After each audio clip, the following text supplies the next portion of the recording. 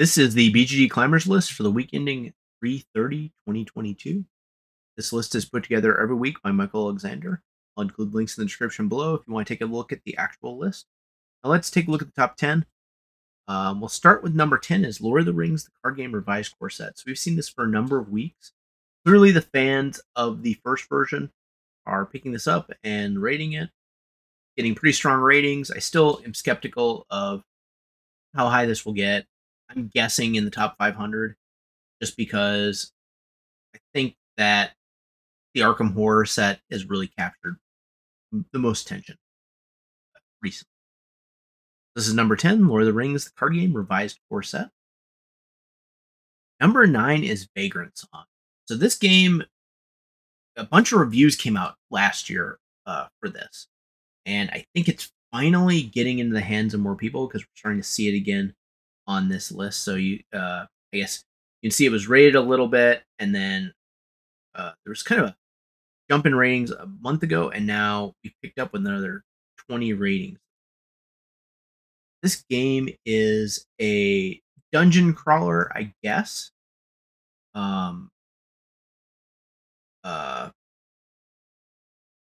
With dice rolling and kind of a unique theme. And I don't remember the entire premise of it, but my understanding is it's a basic dungeon crawler dice rolling game with this, I guess, theme that you're helping souls get back on track or get to the afterlife or some other place to do with the souls. I really like the artwork on this. The reviews from places like the Dice Tower are extremely positive and make me want to give this one a try. I do have quite a number of dungeon crawlers I still haven't played, but it makes, I guess the uniqueness of it makes me want to at least give this, give it a look and see how it is. Now, unfortunately, it's not really a game I can play with my kids. I think the theme's a little bit too spooky and obviously too complex. How do I think this is going to do? I mean, I think it depends on how wide of a retail release it gets. I think a lot of people have been waiting for this to, come out in the United States. I think the price point is pretty good, though. So, if I remember right, I think I saw it pre-order for around $50. So that's pretty good compared to what some games are going for nowadays. Yeah, so we'll keep an eye on this one. I think it has potential. I mean, there is a lot of dungeon crawlers these days, and this one does bring kind of a more unique theme to the basket, but doesn't bring unique enough gameplay to stand out against them. So that's Vagrant Song. Number 9. Number 8 is Ark Nova. So this game has been rocketing up the list. It's already at 53 with a I guess an average of 6.68, which is going to be low enough where it's probably not going to number 1. For a little while here, it looked like it could possibly get there. I'm guessing in the top 10. It will end up in the top 10. Probably not number 1 at this point. I think its ratings come down a little bit, maybe as it's reach a wider audience. I mean, there were some criticisms on the Shut Up and Sit Down review. Criticisms enough where it made me not want to go out and get Ark Nova and probably just stick with Terraforming Mars since they are kind of similar. And I already have all the expansions. This is number 8, Ark Nova.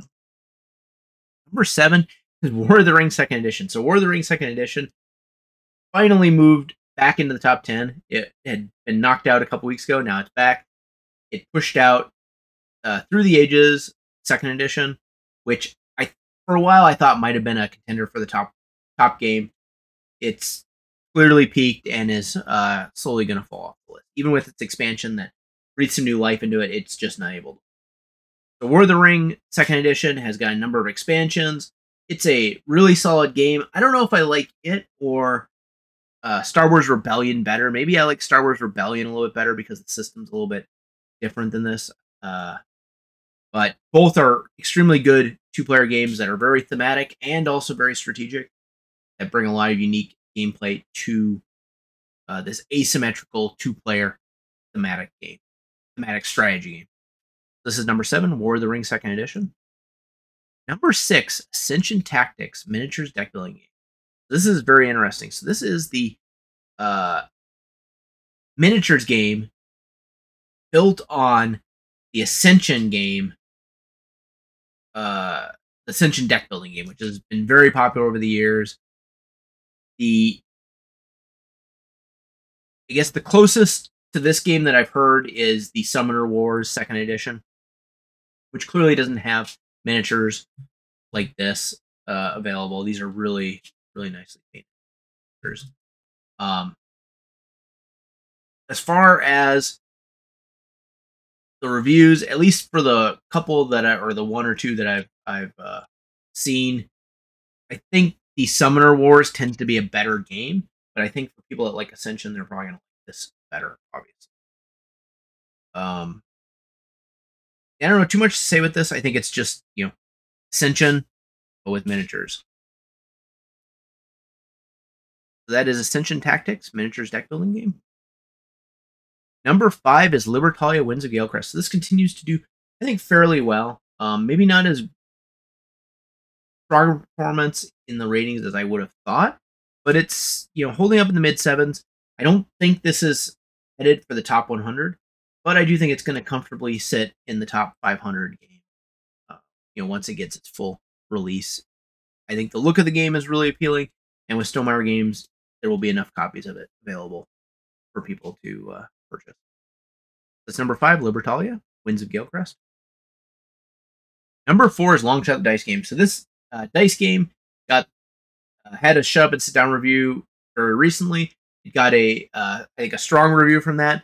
There's a lot of interactive mechanics in it for a dice rolling game, and I don't think it's a game I'm gonna like, but I do think I could see a lot of people enjoying this as a shorter dice game that maybe gives you a little bit more interaction than Camelot. This is number 4, Longshot the Dice Game. Number 3 is Creature Comforts. So this continues to do, I think, pretty well. It's a lighter weight game with, I think, extremely good art and a unique theme. And I think people are really enjoying that. It's actually, I expect it to kind of drop a little bit more than this at this point. 7.91 is still very strong for 531 ratings. I think we'll need to let this wait a couple weeks and see if it. I've seen some games kind of come back up into the 8s, which this one might, or it may continue its the typical trend where you get the most excited people rating it first, and you'll see a slow decline. This is number 3, Creature Comforts. Number 2, Return to the Dark Tower. So this is at 608 ratings this week, and maybe it has more to it than the nostalgia factor. I mean, it has extremely acclaimed designers. It has this nostalgia factor, and it's at 8.84 with 600 ratings. 8.56 with 600 ratings, but 8.84 in the last week. So this may be one that I find myself regretting I didn't back, because I have a feeling that it's going to be not very widely available after the. It was a pretty expensive Kickstarter. After the Kickstarter, I don't think it's going to get a retail release like a lot of other restoration games. We'll see though. Maybe a smaller version of the tower. Who knows? But anyway, this is doing better than I expected. I think that without a retail release, it's probably not going to get in the top 100. But with these type of ratings, if it does get one at some point, it might have an opportunity. Number 2, Return to the Dark Tower. And number 1 is Dead Reckoning, which is not surprising. Dead Reckoning, people have really wanted to get their hands on this game. It's finally getting the hands of backers, and it seems like this is what people were hoping.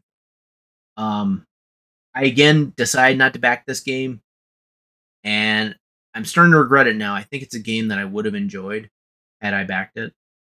I may end up picking. I mean, since it's from AEG, I think there will be a retail release from this, and maybe I'll pick it up there. It won't have all the fancy stuff from the Kickstarter, but I'm usually okay with it. That's number 1, Dead Reckoning. I think we'll probably be seeing this in the future as well. Maybe not at number 1, but probably at other spots.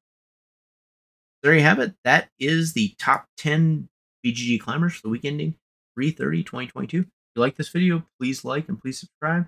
Please take a look at our other videos. Thank you.